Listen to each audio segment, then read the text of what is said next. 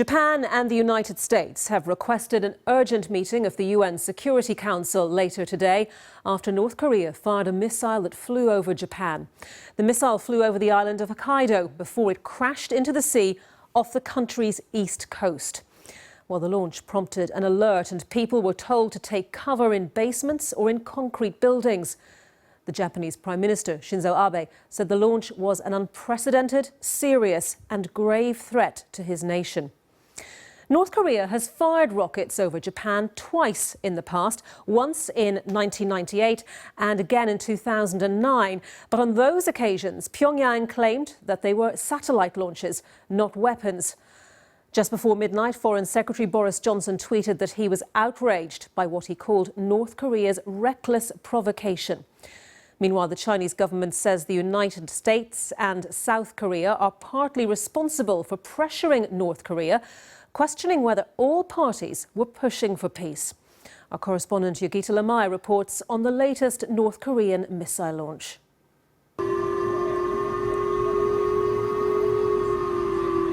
Japan being woken up by a siren on Tuesday morning as a North Korean missile flew over the country. The rocket was launched from near Pyongyang and it flew over the northern island of Hokkaido before splitting into three parts and landing into the sea to the east.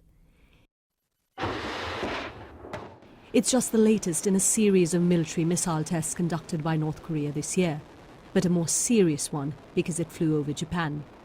The last time that happened was nearly 2 decades ago. Their outrageous act of firing a missile over our country is an unprecedented, serious and grave threat, Japanese Prime Minister Shinzo Abe said. At a US base near Tokyo, a military drill was conducted by Japanese forces in response to the missile launch. Across the sea in South Korea, joint exercises are underway with American troops. They're held every August, and North Korea usually responds with a show of strength. Last year, it conducted a nuclear test in retaliation. This year, it's flown a missile that had the potential to cause serious harm. A strong message that despite international pressure, Pyongyang has no intention to stop.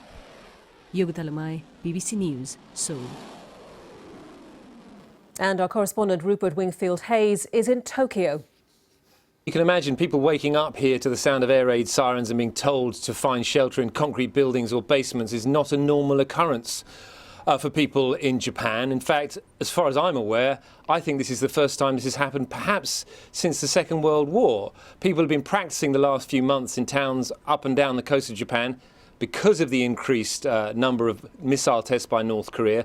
But this is the first time that it's happened for real, that the public address system is being used to tell people there's a missile flying in our direction, find shelter. So this is a very serious and very aggressive thing for North Korea to do. Countries do not normally fire ballistic missiles across the territory of their neighbours. And that's why we've seen this very angry response from the Japanese government, from Prime Minister Abe, calling this an act of violence, saying it's unprecedented, and speaking to President Trump and them together, saying they will now take this to the UN Security Council and demand action from the world community, especially from countries like China and Russia. Well, let's get reaction now from Beijing. Stephen McDonnell is there for us. Hello to you, Stephen. China saying that efforts towards resuming those talks over North Korea's nuclear weapons program have reached a tipping point as a result of this. Analyse that statement for us. How much friction exactly is there now between Beijing and Pyongyang? Well, it's interesting.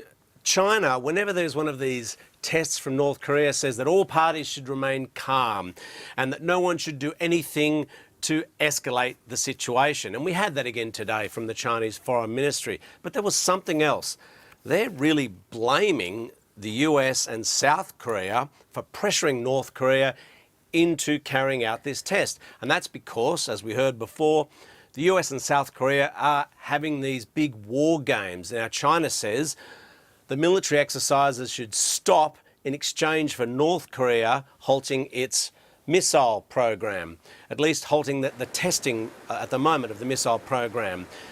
But China also says that the UN resolutions, apart from calling for sanctions, also call for all parties to move towards peace talks. And it's questioned rhetorically whether or not everybody, and it means by this the US and South Korea, whether everybody is really heading towards these peace talks. Can China bring any more influence to bear, do you think, on North Korea and what it does next? I think there's no doubt that China can pile more pressure on North Korea. I mean, it is the biggest trading partner by a long shot with North Korea, and everything that China does by way of sanctions hurts the DPRK. Now, China has said today it's going to maintain this sanctions program as long as it's agreed to the sanctions at the United Nations. But the BBC asked, for example, would they back more sanctions? And the Chinese government has said, well, that's a hypothetical question. We can't really say whether we would do that. But they've stressed they don't think sanctions are the answer and that really we need to move towards peace talks to provide some sort of long-term solution. OK, Stephen, thank you very much. Stephen McDonnell in Beijing for us. And with me now is Professor Robert Kelly, Professor of Political Science at Busan National University in South Korea. It's very good to have you with us. Diplomacy, sanctions, downright criticism and very strong words from some nations. None of this has stopped North Korea carrying out another missile launch. What do you think has prompted it to fire this latest missile over Japan? Sure. Thank you for having me. A couple of things. One, I think North Korea is probably more confident than in the past that these kinds of provocations, this is a pretty big one, won't be punished because North Korea is now a nuclear missile power. The governments around the world, the relevant governments, particularly South Korea, Japan, and the United States, will not say that. Nobody wants to actually sort of formally put that in print. But, North Korea is here now with a nuclear missile, and there's really not a whole lot we can do about it. And I think that probably gives them a certain amount of confidence they can get away with more stuff. Also, the North Koreans like to provoke during the American-South Korean drills and exercises. There's a big one going on right now. It's called Ulchi Freedom Guardian, and this is all about interoperability and scenarios for conflict with North Korea. The North Koreans claim that these are rehearsals for invasion. They're not, but the North Koreans like to sort of respond in some way, and missile tests have sort of been one of their favorites. So this is something we kind of expect. Not this particular thing shooting over the islands, but something is pretty typical. So do you think that sanctions just aren't working? No, actually, I don't. And I think sanctions sort of get an unfair rap on this. I think the proper counterfactual for sanctions is not, well, they shouldn't have a nuclear program at all because the sanctions work well. It's rather, how much worse would the nuclear program be if we didn't have sanctions? That is to say, you hear people kick around that they might have 50 or 60 warheads now. Well, maybe they'd have 200 if we didn't have the sanctions. So I would argue that the sanctions stay in place.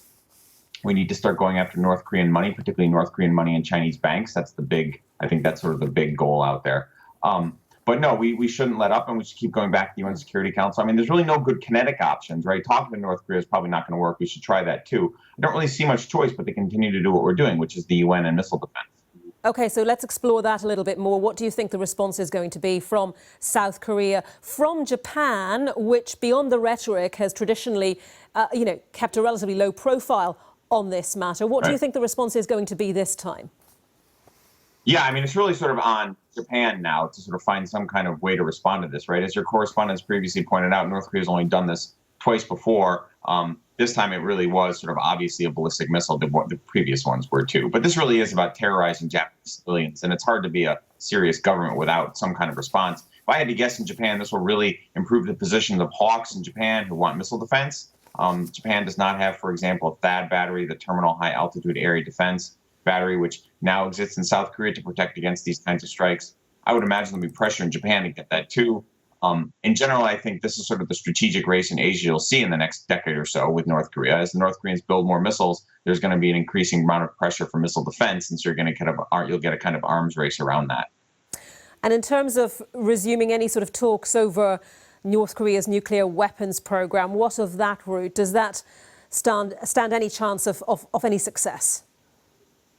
Yeah, probably not. The North Koreans have put a huge amount of money into getting a nuclear weapon. North Korea's GDP is only about $35 to $40 billion, considering, depending what statistic you take, right? That's really not a lot of money for a program this complicated. I've heard numbers thrown around as high as 8% of GDP has gone into this program. So they're not going to give it up without some massive concession. And it's just not one the United States is going to give. The United States is not going to unilaterally pull out of South Korea or something like that. right? So the talks probably won't really go very far. We should keep trying. Maybe we can get some small concessions. We may make small changes. But, we've been talking to the North Koreans about their nuclear program since the early 1990s. And it's always been sort of 2 steps forward, then 1 to the right and 3 back and the rest of it. And it's kind of never really gone anywhere. We should keep trying, but we should be very skeptical that there's some big, some grand agreement at the end of this. OK, Professor Kelly, thank you very much for your time today. Professor Robert Kelly, Professor of Political Science at Busan National University in South Korea.